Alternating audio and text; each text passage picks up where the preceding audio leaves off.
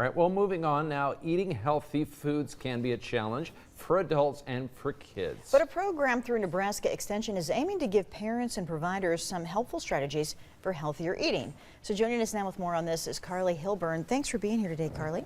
Yeah, thank you guys so much for having me. So my name is Carly. I'm a registered dietitian from UNL.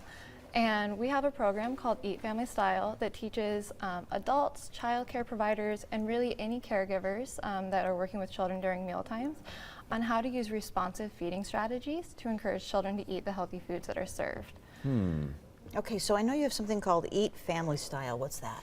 Yeah, so Eat Family Style is called the Ecological Approach to Family Style. It's an online program. We have two versions of it. One is a website that parents can visit, or for child care providers, we actually have a full series of modules that they can go through and learn some strategies, how to overcome barriers, as well as get helpful tips for the mealtime. I know when I was reading some of this, you were saying that it's responsive eating or responsive feeding? Yes. What is that?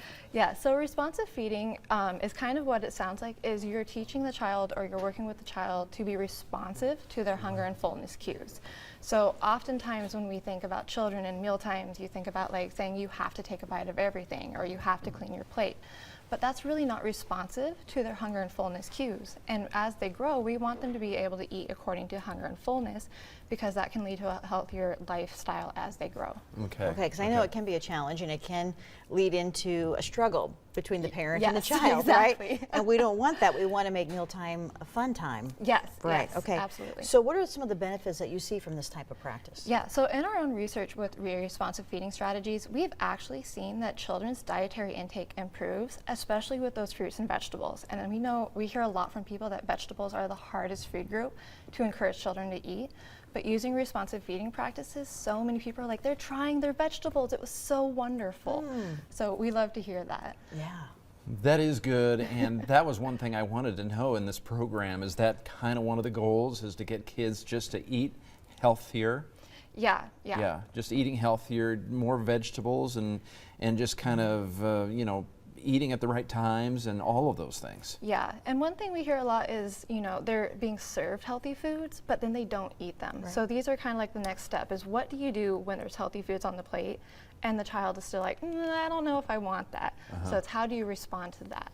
What's an example of something you might do? Yeah, so one of the most effective strategies is role modeling. So as the adult caregiver at the mealtime, you can actually sit down with the child, have the same foods on the child's plate, on your plate, and you can take a bite and be like, wow, this tastes so delicious. And then turn to the child and be like, how does yours taste? Do you think it will be crunchy or soft? So you're role modeling, they're seeing you eat it, you're asking them questions to engage them in the meal, and you're also letting them explore the food using the five senses. What if they say, I don't think it tastes very good?